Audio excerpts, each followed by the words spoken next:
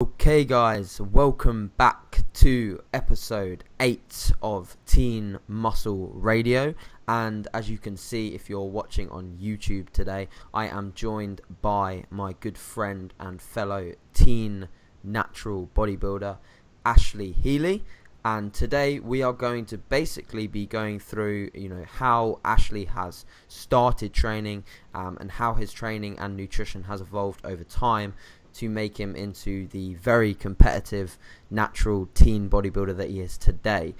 So before we go on and go through our normal questions, I'd like Ashley just to sort of briefly introduce himself and tell the audience what he is about. So go ahead, Ashley.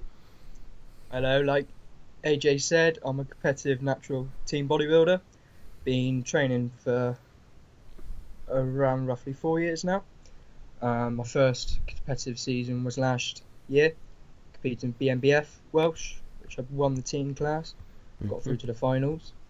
I'm in my second year of competing now, competed with BNBF and NPA, both really good years, shows. I'm a fully qualified personal trainer and fitness instructor. I'm going into my second year of a foundation degree in sports science and with sports coaching. Interesting. I didn't know that about you at all. I didn't know you were a student also, which is wicked. That's interesting. We've had a few students on before that have combined bodybuilding and obviously being a student, and that's very difficult. So it's incredible to see that you've done so well. So you mentioned briefly where you placed last year. How have you done so far this year? Just the audience get an idea as to how good of a bodybuilder that you are, Ashley. Well, I went into the BNBF Welsh hoping to sort of retain my teen, what I won last year, but I was the only teen that's entered, so they gave me an option to compete against myself, sort of thing, and I'll sort of come first place or competing with the juniors. So I thought I might as well jump in the deep end, give myself some competition, as opposed to, I know it's sort of bodybuilding is about beating yourself, but I'd say it's like competitive against each other. So competed in BNBF Welsh, came third in the juniors, which I'm over the moon with, being the youngest there. And then the weekend after, competed with NPA Southwest and came first in the under-21s juniors. So taken home some very, very good trophies this year already, Ashley. 2 British invites, so we'll be definitely talking towards the end of the podcast about Ashley's plans moving forward, because obviously he's got the invites now, so it's what he is going to do with them, which is obviously going to be the cool thing to follow. So, as usual, we have a lot of viewers and a lot of listeners that are really sort of just getting into training, and they obviously see bodybuilding as something they might want to do in the future. So, give us a bit of an idea as to when this, gym obsession, or, when did you really get into training? When did it just begin, like the bare roots of your training career? Well, all throughout my life, sort of, as young years, primary school, beginning of secondary school, always been a big lad. Right? I'm not particularly the tallest, about 5'6", so I'm not. There's people taller than me, but biggest I got to was about 15 stone, fat. So yeah, and I thought I got to that point. I was like, I've got to do something. So I lost weight. I got down to about 11 stone, 10 stone, roughly, about year 8. So what's that? Don't know, about 14, is it? Yeah, something like that. 14, 15 years old. Yep. I still had like sort of quite a bad body image about myself. Still saw myself as fat, so I wanted to train, but I knew nothing. I had this multi-gym at home, so you can do leg extensions, chest press, like the usual. And then I was at a party, actually, at a house party, and because it wasn't within like distance to my house, I stayed with my mate's sister's, and her husband was into training. We was up for hours after, like, this was after the party, just hours, like, speaking about training, gave me, like, nutritional advice, like, a training plan, right, so it's sort of an odd, sort of ironic thing, really, so after a party. So after a party, you were speaking to, like, a guy, how old was he? Was he much older than you? Like, yeah, like, mid-30s. Oh, so, wow. Yeah. And what did his advice look like? Like, what did he initially say to you? Was it something that you could take home and do at a multi-gym, or did you take this advice and then obviously visit your first gym? What sort of the advice were? Well, it wasn't until about a year into training I started going to a gym. So, but his advice was sort of gave me some sort of foods to eat, but it's mainly training. He showed me, gave me a split. It was sort of day A, day B, then rest. So it was sort of half the body in one day, half the body the next day. So like an upper lower split, like upper body, lower body. Oh no, it was literally sort of half the body, however you want to. It was like one exercise per body part, like 10 sets per body part. Wow. So I know it's a lot, but at that point I wasn't hitting anywhere near muscular failure. So it worked for me, but it was eating. I never really got round to till about half a year into it.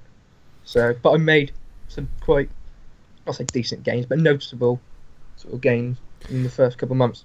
Now, did you mentioned that you went obviously straight when you had issues with your body image, you went straight into a fat loss phase and came down quite considerably. How did you do that in the first instance? Did you involve weight training, or was that mainly cardio and just eating differently? And what did that sort of look like, that fat loss phase? Well, I've always been into sport. At that point I was playing rugby. I've been playing it for like 3 years before that. But it was literally diet. It was something clicked, and I thought I've got to do something. Yeah, so it was literally just looking at the right food, sort of lean meats, like lean turkey and rice cakes. That's just diet Fish down and to rice really, cakes. Yeah, exactly. Fish and rice cake. Yeah, so just diet basically. Mainly That's diet. what changed. Yeah. And you made obviously a lot of progress with that fat loss phase, which took you down to a position where you are now obviously looking to build muscles. Is that right? So you got lean enough to where you wanted to sort of build a physique. Yeah, I always had sort of dabs here and there at sort of lifting a bit of weights. I had dumbbells at home, and I had that multi-gym. But not really until a couple months, 6 months down the line, I started to want to look into training more. Sort of, yeah. Sort of reading muscle and fitness magazines, etc., stuff like that. Yeah. Cool. So what age were you when you initially wanted to hop into the gym and start lifting weights properly? So you got this advice from the guy, you sort of took that home to your multi-gym and started eating a bit differently. But when was it that you initially actually got a gym membership and started going consistently? Like, how old were you at that point? I was 16. It was the summer after, so it was literally about a year after I started training. It's at this sort of old school bodybuilding gym. Let's call it. It's an old warehouse, no AC, just fans dotted around the room. That's where I still train now. It's got a reputation of a sort of meat edge gym, but it's when you get in there and start training, everyone's lovely, right? Willing to help, always willing to have like a chat, say hello. Yep. And been training ever so about 3 years. Been training there now, and I've made some of the best friends that I could make.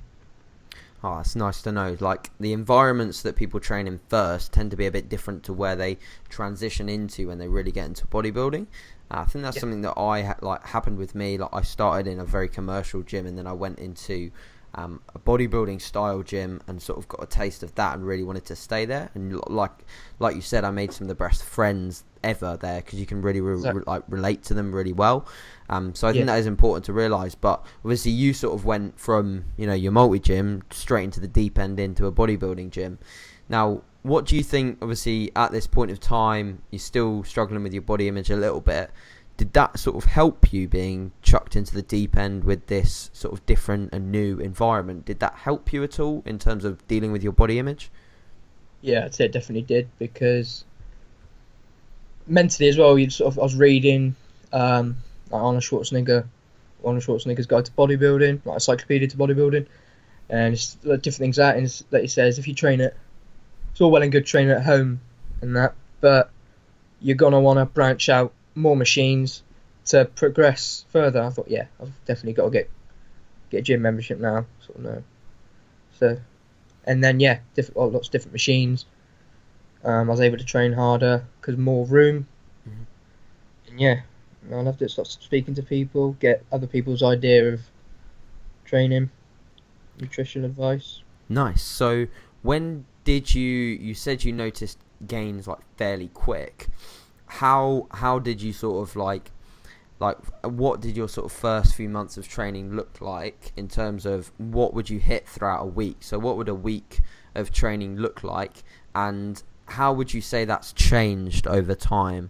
So did you learn more about training, and where did you learn about all this sort of different ability to train different muscles, etc., etc.? It was online, really. I remember looking down bodybuilding.com, and the first person I looked at was Chris Gethin. I had no idea about anyone else, really. Was that when you started? You looked at Chris? Yeah. I didn't exactly go by his principles, because it was the what was the principle he does? DT. Yeah, something like that. DTP or something. Yeah. I was sort of looking into it, but I knew I didn't have the right equipment to do it. But it was more on the nutritional side when I started to really get into it. No, because at the first couple sort of months, eating, I never knew that sort of eating, you had to eat big to get big, and it was sort of the nutritional side I'd take from it, sort of knowing to eat. So you'd have your peanut butter sandwiches, banana, sort of the old rice cakes. But yeah, training wise, there's no structure to it at all. Like I said, sort of one exercise per body part, 10 sets. So I do like 10 sets of lateral raises. But you made progress with that, is it? Yeah. But again, like, because I was newbie, I made progress, but then it slowed. And then when did it slow exactly? Can't remember exactly. A couple months in, but between going to the gym and training like in my bedroom in the multi gym, I got a bench in a shed where I was. It was literally a bench, 6 foot bar. The shed was tiny. It was like one of those gardening ones when like you can open up the window, put flat plants on the side. Bench, dumbbells, and the first proper plan I'd say I did was YT3 by Neil Hill, and I loved it at first. Was that because you knew of Neil like through being Welsh, or was that like did you follow him online or anything like that? Because he coaches Flex Lewis, obviously. Is that how you got hold of sort of Neil's principles? No, generally sort of floating through bodybuilding.com again. I wanted to get a proper, because I knew that sort of becoming more knowledgeable about weight training, I need to sort of vary what I do as opposed to doing just 10 sets of same body part. And I was always worried about because I was about 15 at the time, going by heavy weight at 15 probably wasn't the best thing to do. So, because he's got like sort of the 10 reps, 15 to 20 reps, and then higher third week, and I loved it. Sure. And I made some decent size. I think it was mainly my arms I saw it made difference in. Yeah. And then everything else sort of followed. And then I started the gym, made my own sort of routine up, sort of 4 sets, 4 exercises, and progressed from there really. Nice. So you made some initial really, really good like progress, and obviously you started at 16, and you obviously you've completed quite recently at 18, I believe, and then obviously 19-ish this year. So that's quite quick progress. Now, did you go from this obviously lean state that you got as a result of you sort of being the chubbier kid? I was sort of that end of the scale as well. As a chubbier kid, I came down, and then I went into sort of a muscle building phase when I got into the gym. So what did you do in between that time? I want to know what happened in between that time of you coming down through this fat loss phase, being the chubby kid, and then being the guy that started the gym. Like, what happened? Did you put on a lot of weight in that time period? And what did that time period look like in terms of numbers? Like, where did you go from, and where did you get up to? I never really wasn't until,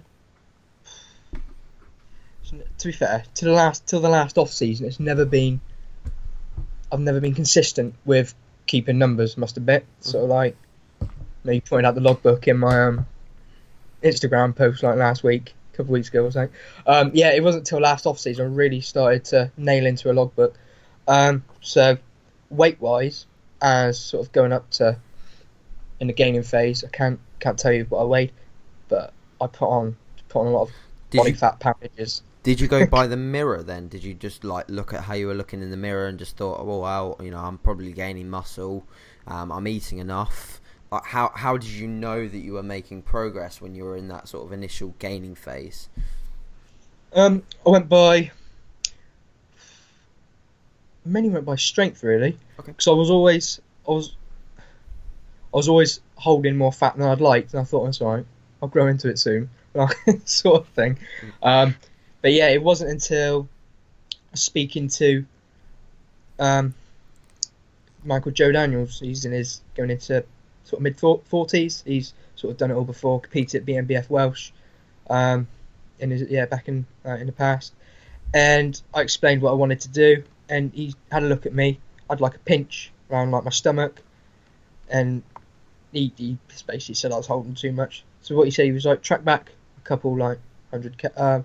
Start off tracking back a couple 100 calories, see how you're looking, see on the scales. So you're not particularly dieting at all, because you're not ready to diet, because he knew I wanted to compete the year after. Good but advice. You just drop in weight, so you'll be in a better condition to diet. And yeah, then I noticed sort of because I was still in a surplus, to start making that sort of good gains. Because my body was more sort of primed to it, more sort of testosterone levels being better. Yeah. And so you sort of gained for a little bit. You dropped a little bit of body fat, but you sort of like stayed eating like pretty decent calories, not dropping them too low, not doing aggressive cardio, but you sort of gained when you realised that you were getting a bit too fluffy for your liking. Yeah, exactly, because I think I remember at my biggest, I got back up to 15 stone whilst training. So, but I was on like 500 grams of carbs, like 300 grams of protein. And wow. I wasn't using it. I look back now, I took fats from always neglected fats really. I got them from natural, like sort of occurring, sort of like from your beef and that. Yeah. So I never tracked fats. Never really tracked them till this off season again. So I've learned a lot since last year of competing. And yeah. So would you say that sort of briefly transitioning to a slightly different topic, would you say that throughout that period of time where you were gaintaining and gaining, did you have to eat a lot to sort of notice that you were like gaining strength or making improvements in your physique? Were you like typical, I don't really believe in body types, but were you like an endomorph kind of guy in terms of how much you had to eat? Did you have to eat a lot to make progress? No, no, not really. I've always found I can put on fat slightly easier, so I've got to be careful. But no, I don't really. I just ate a lot because I got in my head that, oh, no, I know I've got to eat big to get big, so I'm gonna eat big. Didn't really pay attention to sort of body fat to start with, and then sort of got a bit out of hand, and then For sure, that's so easy to sort of happen, and like now research is coming out that you really cannot force feed gains, and I think that something we'll ask about later on in the podcast is obviously that period of time that you've had between two competitive seasons, which I had as well, and I'll probably give some tips and tricks in terms of what I learned. But you made considerable progress, and we had a chat earlier on in the year, and you said to me you stayed a bit leaner, which is obviously interesting to see, and you've made incredible progress throughout that sort of short time period. So before I sort of transition into our next topic, I'd like to sort of like finish the training aspect in terms of, is there anything that you'd go back to in like your first couple of years of training, like with your knowledge now, what would you sort of recommend for a teen that's sort of just getting into the gym, first couple of months, maybe up to a first year of training? What would you say that you would have looked back on and done differently in terms of your own training, and thus teens can take advice on that? Sort of take note of everything really. So take note of your weight if you can, take note of your body fat, so you can see if you're gaining weight, how much has potentially come from body fat or lean muscle. Train hard, sort of where I train to absolute failure, but I do lower sets. Okay. So don't do too many sets. Don't stick on the bench for 45 minutes. Mm-hmm. So what were you going to say? And sort of just like stay consistent with it. Would exactly. that be something that like you maybe struggled with in the first instance was just sort of consistently getting into the gym. Yeah. I think that's something that everyone should take away from sort of hearing you speak, that it was a while until you got sort of consistency into logging your training, and getting into that sort of consistent feeling, which is obviously where you made most progress. So if people start that now, then they can obviously make potentially more progress than you've made in this window, which means they'll have the potential to have a winning physique like you do. Obviously, genetics play their parts, but it would be nice to see more teens bring in more incredible physiques, which is why I'm running this podcast, is obviously for people to learn and improve from a very young age. So thanks for that, Ashley. So moving on into our next topic, we're going to talk a little bit about your nutrition over the years. So when you started looking into obviously gaining more muscle and all of that jazz, like, did you really look into your nutrition, and where did the sort of the penny drop in terms of you like starting to be a bodybuilder with nutrition? What sort of age did you say you were like prepping meals and getting all that stuff together? Sort of always took sandwiches to school, really, because I never wanted to get out my Tupperware boxes. But I never exactly prepped meals, but I ate sort of when I needed to. But I'm not gonna lie, I would neglect sort of if I was to go out for hours on end, I wouldn't take a meal. Mm-hmm. This was the end of secondary school. I started properly logging like with MyFitnessPal in first year of college, I'd say. That was still during the time when I was eating way too much, about 500 grams of carbs still, and I didn't need it. I remember I'd go back to sandwiches, and it'd be like wholemeal bread, 2 slices wholemeal bread, sort of about half a pack of like sort of Bird and Matthews turkey or chicken first sandwich. It was horrendous, and I constantly got ripped for that. Yeah. So, do you want any bread without ham or like? I got absolutely ripped for my my Tupperware, and I just always, like on my breaks at college, I just hate to have to open it up and eat it, and it really probably developed quite a bad relationship with food for me in terms of because I just didn't like eating around people in the end. I sort of like wanted to eat on my own, and all that jazz would have definitely come from college. And it's interesting, like Jonah on our first podcast, he mentioned this as well, like bringing odd meals to college and getting just absolutely ripped for them, which is unfortunate.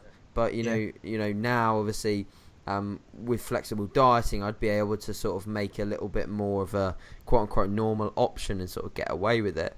But what would you like? Would you pay really close attention to your nutrition? So did you realize the importance of it throughout sort of this late stage of college and this this final sort of stage of gaining muscle before competing? Did you know the importance of nutrition at that point? No, again, it wasn't until speaking to this guy in the gym, and he was like, sort of track back, just take some calories away from carbs, really. So you clearly eat and sort of try to drop your protein. I think he gave me, he said, I think it was 250. He said to drop my protein down to, so it's still fairly high. Yeah. But yes, still fairly high. But he said take majority from carbs, drink plenty of water. So it wasn't then until that was when I started taking sort of meals to college, prep meals. It'd be sort of like just normal like pasta, tuna veg, or chicken and rice veg. It wasn't until then I really started getting into the nutrition sort of side of it. Interesting. Really logging still. Yeah. So you obviously used MyFitnessPal and ate fairly decent food sources, which helped you put on a lot of tissue, granted a little bit too much fat, but then you approached this guy. So at what point did maybe this guy or you decide that the time was right for you to sort of enter your first bodybuilding prep? When did this all sort of take place? So the camera went. When When was it I first decided? Yeah, when was it you first decided to sort of embark on your first competition prep? Well, it was another guy I was speaking to, Tim Griffin. He won the heavyweights at the Welsh this year. Okay. He trains at my gym, and I didn't know him at the time, but I was speaking to him. I was like, he sort of tried to make a conversation, training for any reason. He explained he was a competitive bodybuilder, and and it was until a couple of times after seeing him, I sort of plucked up the courage to speak to him, because I was just sort of like guy who knew him really knew at first, in the gym, and I explained I wanted to get into competing, and then where do I go? What do I? And he explained BNBF, NPA. He said he's competing with BNBF that year, which was the year before I started. Year before I did my first show. So 2013, yeah, or 2014 even. 2014, yeah. And he sort of, and I took his number. He gave me the sort of show dates and everything. Did you go down to watch it? No, I didn't that year, no. But I trained with him quite frequently, so I knew sort of how it diet affected his training, knew what to sort of expect for the following year. Sure. The year after. Yeah, and he turned into a big inspiration to me. Sort of still train with him as and when sometimes. Nice. Yeah, he's just down to a guy. So when did It's him who really sort of got me into wanting to. Yeah. So when did the when did you decide that the sort of like the prep started? What sort of time was that, and how long did you give it until the diet started, and how long did the diet sort of look like? Did you have a plan in place? Yeah, I went by Chris Aceto. Oh, okay. Yeah, his championship bodybuilding. Was that his a book? Yeah. Okay. Cool. I'm not sure how old it is. I think it's a bit dated now. Yeah. But, he when I think I had 19 weeks, same as this prep.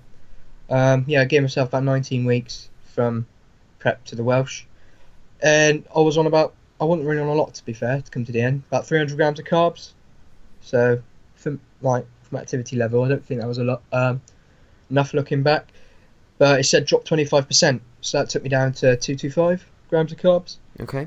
And till 6 weeks out, I didn't need to do anything. Didn't need to change anything. I was dropping weight consistently. So that's what makes me think. You probably went a bit low, straight away. Yeah. But it wasn't until people I'm friends with on Facebook, follow me on Instagram. Yeah. Got this guy. He's called Guy. I see him as a mentor, best friend to me. He's been through it all, and I do everything with him now, bodybuilding wise. Constantly train with him. He's always there. And he went by Chris Aceto. He read the books, so he knew exactly what I was doing. And it went until I think 7 weeks out, I really started training with him, messenger, constantly speak, and so we decided because things did start to slow around 6 weeks out.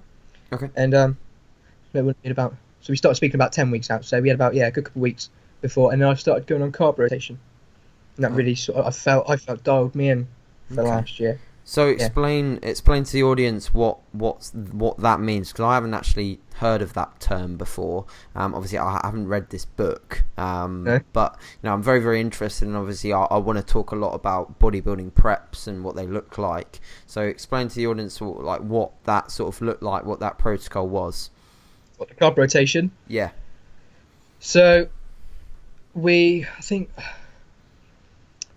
I was on about I had protein again for my diet. I was about 270, so I was on quite high protein still. Wow, yeah, interesting. Okay. Yeah. But again, I didn't have any fats, so I was roughly on. So ridiculous, 20 grams of fat a day. Christ. Okay. If I was getting in fish. How did you feel on 20 grams of fat? I'm interested to know. How did you feel? Mood swings, sort of. Sex drive. That was out the window. Yeah. Oh, yeah. Last year's prep was pretty horrendous. It was hard. It was hard. I had a couple of times thinking, why am I doing this to myself? Then you think of the end goal, and then just power on. But the carb rotation wise, I upped my protein again to 300 grams. Christ. But dropped it. Yeah, but dropped carbs to 100 grams. So I was on low carbs, low carb, low fat. So basically, looking back, it's not we both sort optimal. of not even speaking to Guy, we know, but both thought it's not really optimal, but he knows more about me now. Yeah. I know more about myself. But yeah, so for the Welsh, I think we did 5 days low carb. At 100 grams. Yeah, 100 grams carb, and then switched it. Okay. So on so on the 6th day, it'd be 100 grams of protein, 300 grams. I think up to 400 grams of carbs actually. So yeah, it was higher calories as well. Kept fat the same. Yeah. No fat in my diet. Yeah. Jesus. Yeah. And I always thought I looked better on low fat. I don't know why. I always thought I did. I mean, I ran pretty low fat for up until like similar to you, that digging phase, probably like 5 weeks out. Like some of my shows, I think I went down to maybe 35 grams of fat on my normal days, and then, but my protein was the other end of the scale. So actually, towards the end of my prep, my protein came down to its lowest at like 1 gram per pound. So I was like at 140 protein. But my carbs were a lot higher than yours. I think the lowest my carbs went for were about 275, 300. And then my high days were up to like 700 to 1,000 grams in terms of carbs. I really shoveled them in. But that's really interesting to hear. So how did training go as a result of sort of this? Did you lose a lot of strength as a result in that? Like obviously up to 6 weeks out, you were doing fairly well in terms of fat loss. You were hitting on the nail on the head, really. Yeah, it didn't change anything. Like how did strength look up until 6 weeks out? Were you holding strength really well? Yeah, I was holding strength. The only thing I didn't really notice strength drop, to be fair. But the only notice I was squatting under about 2 weeks out, squatted 90 kg, and I was low, wasn't it? 90. But 90 kg. It was like proper form. It was deep. Sort of ass to grass. How many reps? About 8 to 12 around. Strong. Oh god, it's horrendous. But I'm sort of. And what does your squat look like now for like 8 to 12 reps? What weight would you be using that like now? I'm squatting 130 between 10 to 12. Yeah, so that's a big drop. Yeah. Exactly. I mean, granted, you will lose some strength, but that is a sort of a savage drop in terms of overall strength, which you could factor down to the process that you took in terms of dieting on that sort of initial phase. There's quite a big gap. Am I correct in terms of the BNBF Welsh to the BNBF finals? So what does last year's prep look like between the BNBF Welsh and the finals? And looking back on that, would there be anything that you'd massively change in terms of the way that took place? We took out carb rotation, and I sort of went back up to, I think I went up to 200 grams of carbs, 200, about 230 protein, and sort of went until about, I think it was 4 weeks out, I went back on the carb rotation, sort of really trying, because I can't remember how much weight I put on, but I put on a bit of weight, not a lot, but post show, and then sort of really try and dial me in again. I came in, I think I sacrificed a bit of size coming into the finals, but I believe I came in leaner. Okay. But sacrificing some size, yeah. Yeah, sure. So out of like the two shows, what would you say, you're moving away from diet now, what would you say your overall experience of your first two bodybuilding shows, what was it like? And would you say that the BNBF was good, or what was the experience like in the BNBF for the first couple of shows that you did? I loved it. I couldn't flaunt anything the BNBF do. They're on point on everything. Consistent about everything. They keep you informed, professional. It's best. I love it. The best. Being on stage, you give it your all, but it's a blur at the same time when you think back to it. Were you like really nervous on show day? Did you have any issues? Like, did your tan run or any of that jazz? Like, did you have any mess ups? No, Dan didn't run nothing like this year. God. But no, I was sort of calm because I had my family around me. I had sort of Guy, my mentor. I had Tim, who was competing at the same show as well. So would you say that sort of support helps? Yeah. Yeah, I'm very sort of family orientated. Sort of keeps me calm, keeps me sort of relaxed. Yeah. And because Tim was a heavyweight, because he was only competitive like backstage in it, so he was on last because he was a heavyweight and I was on first being a teen. He stayed with me during pump up. He just sat there, sort of squeezing your legs, keep sort of not told me what to do, but sort of guided me. Yeah. Like to hit you on your front, to go through some poses. Mm-hmm. Yeah, and he sort of stayed with me, kept me relaxed until I got called to go up. So yeah, I wasn't. Not saying I wasn't nervous, obviously, because you're going up on stage for the first time, but nerves was at a low. Yeah. Sort of, yeah. Would you say that throughout that first year of competing, did you have any sort of friends or even family that sort of looked at what you were doing and said, you know what, Ashley, like, this is weird, or what you're doing to your body with regards to dieting is bad and you're going to make yourself ill? Did you have any sort of confrontations like that during your first competition season? Not as such, no.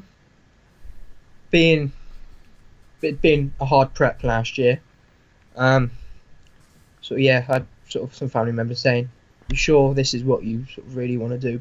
But I can't front them on anything about support. Like without my family, I wouldn't be able to do bodybuilding now. They put so much into me. So they're like my mum, is like my best friend.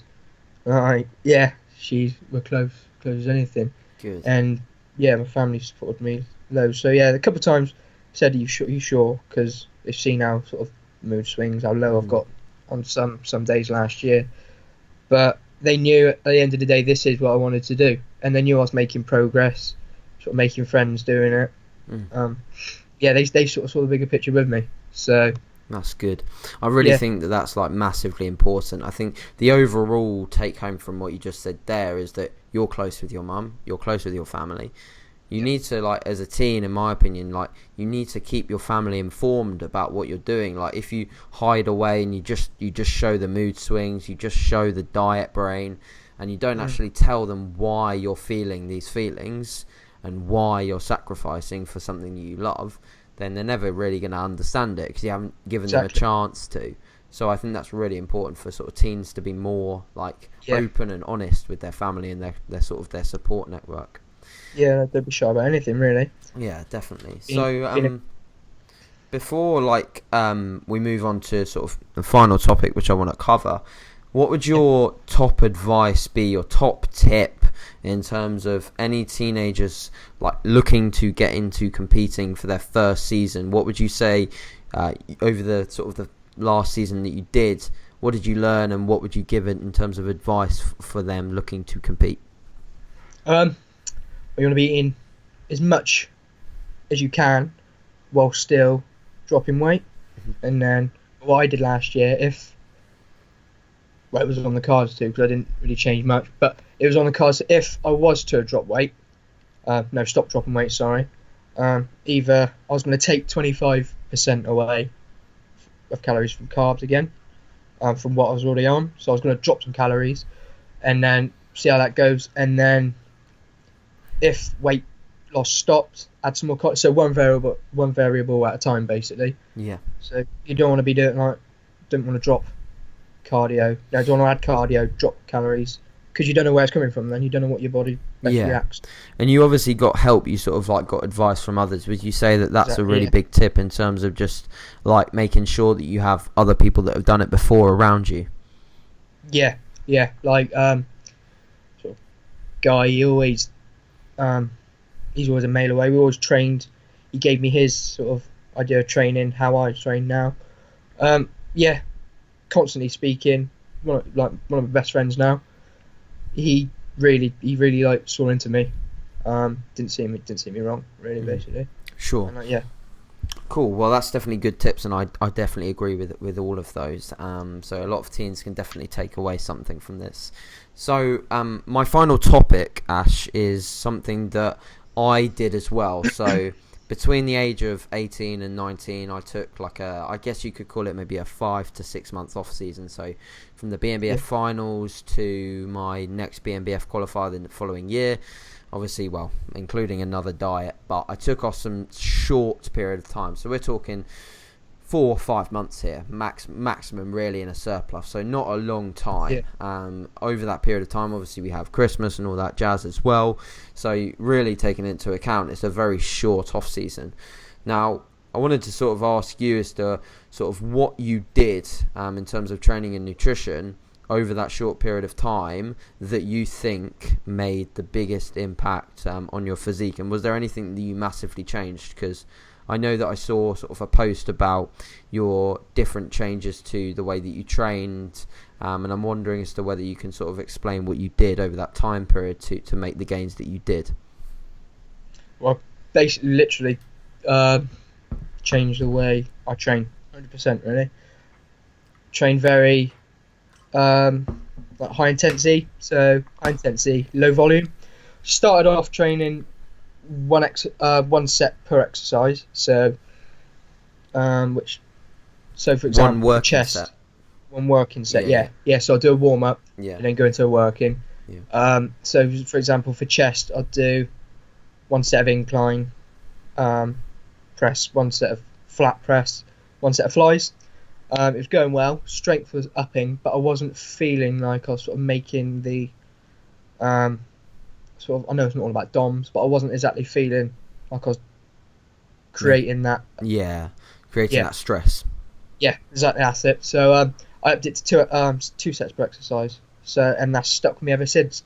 So for example, for quads, I'd start off with 2 sets of squats, 2 sets of leg press, 2 sets of leg extension, but focusing on that progressive overload. So each week, every exercise, every set, I want to be aiming to get another rep out or heavier weight, pushing way past that point of failure. Obviously keeping form strict, but yeah, pushing past that, going past absolute failure, either with a spot, rest pause, drop set, negative, however, just making sure you get that progressive overload each and every week.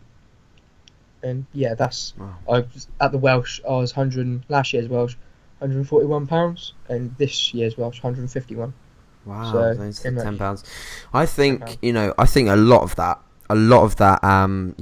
like that 10 pound difference.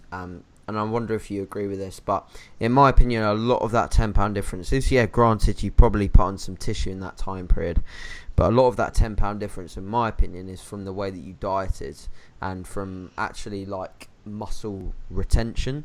So you probably actually held on to a lot more muscle this time than you did last year. And that's, in my opinion, one of the biggest factors in terms of how people change physiques in a short period of time. I think for the previous season, you potentially over dieted your physique a little bit, so you probably wasted away a lot of muscle that you could have had on stage. And then obviously the 10 pound difference with very similar, if not better, conditioning probably came a lot from holding on to tissue that you lost the first time. Which is a very important factor. And that's interesting that you were 10 pounds heavier, because I actually was exactly the same. In 2014 I was 143, in 2015 I was 143 on stage, and that's really, that's a big difference. And I think that, if you represent the same physique, at other shows or the finals or whatever, you will do really well, because you've made incredible progress on namely hamstrings, glutes, overall upper body fullness, which is definitely visible. That 10 pounds is visible, man. So that's really cool and interesting to see how the way that you've changed training, because a lot of people obviously don't realise that you can sort of get away with doing, like you said, that sort of almost quite minimalistic approach to training, in terms of you are doing as much as you need to progress. you're Exactly. almost you're opening up the door to progressive overload by bringing your logbook into the gym, and you're making progress, albeit doing like 2 sets per body part. Granted, you could potentially open up the door to more training volume by doing a 3rd set, but would that impact recovery? You don't know until you try it.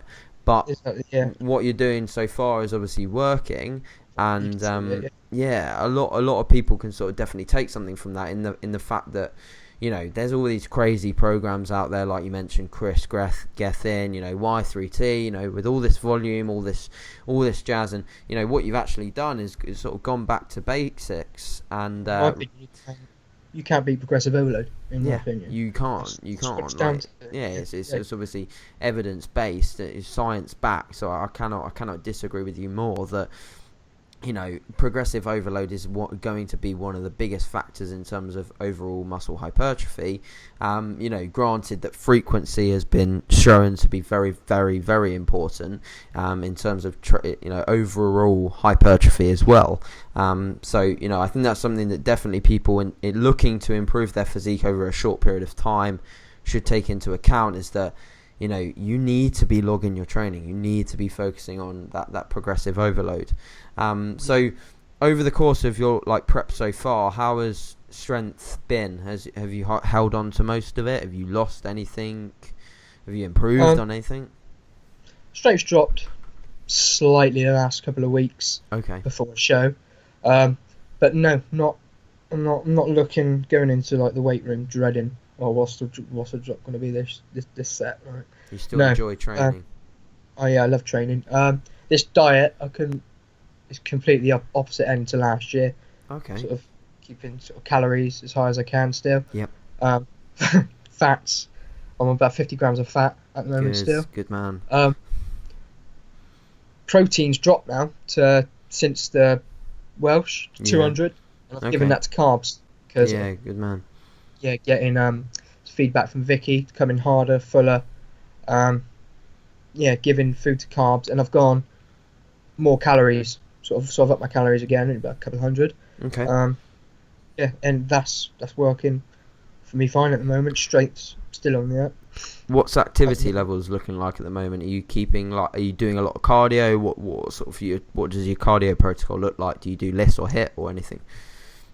I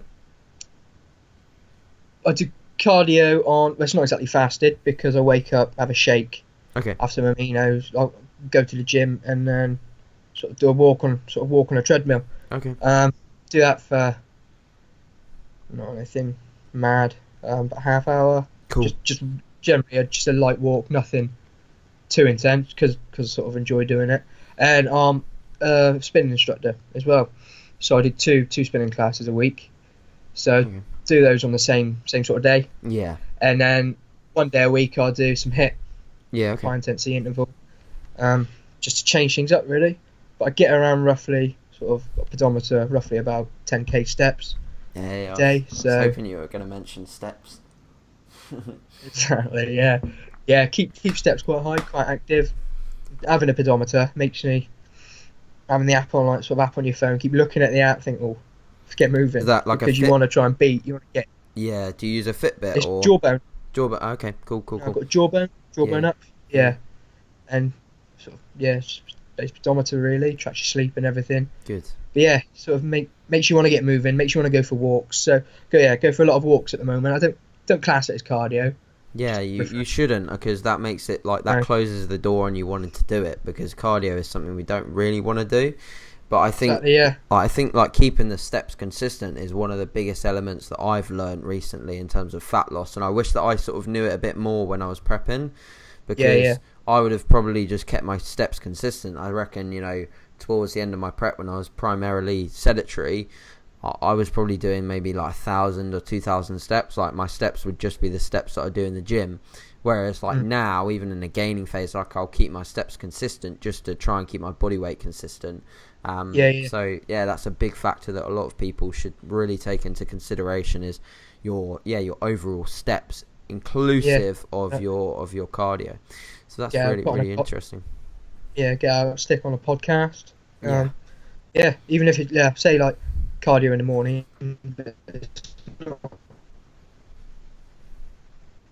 anything too intense.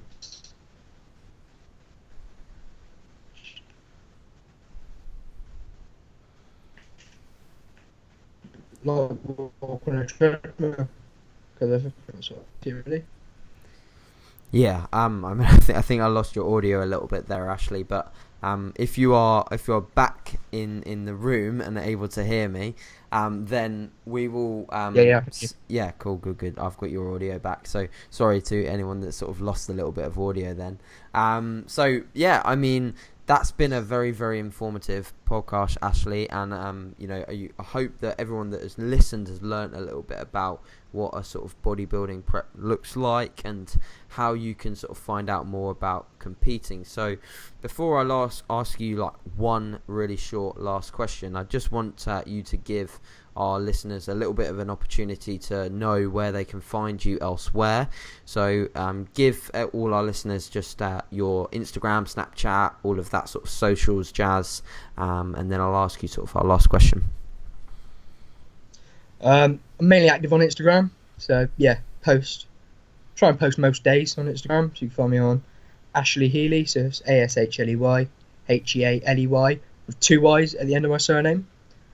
I'm on Facebook, just Ashley Healey with 1 Y at the end of my surname.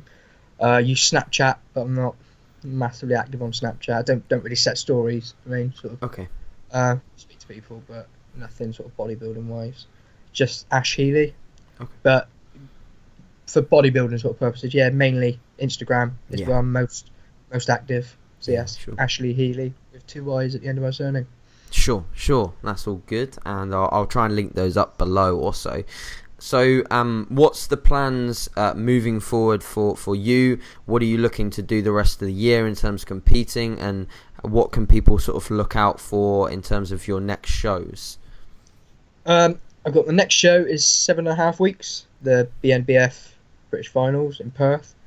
The following Saturday, week after, is NPA British Finals in Brighton. Yeah, your hometown. Yeah, buddy. The town or city? Yeah, it's wait, I don't actually know. I think it might be a city. Well, it's a big town if it's a town, but I think it's a city. Yeah. One of those anyway. So yeah. One of those. But as next year goes, I'm taking at least 1 year out. So cool. I'll put on some good size.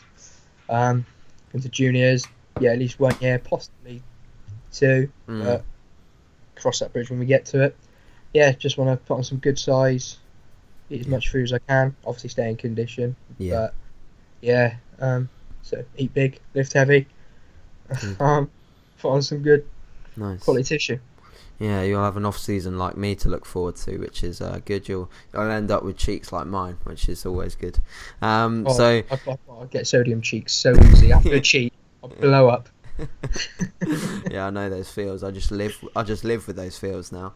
Exactly. So finally, Ashley, I just want one more question for our audience to sort of take away as a final hit of value if they've stayed around for the full sort of 50 minutes that we've been doing this podcast. So if you could give a teenager one bit of advice to sort of wake up tomorrow and be a better bodybuilder or a better guy in the gym, what would you say that piece of advice would be for them literally to implement tomorrow, that can sort of change their approach to anything that we've talked about today? Consistency, really, with diet, training. Don't sort of close all your doors to so I'll say we have very different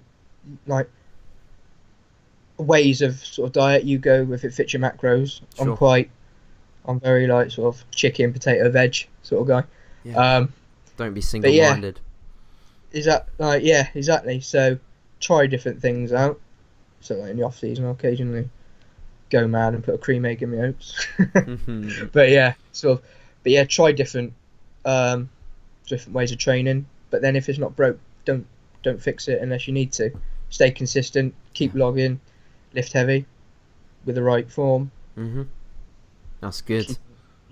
Yeah, perfect tips, mate. I agree with all of them.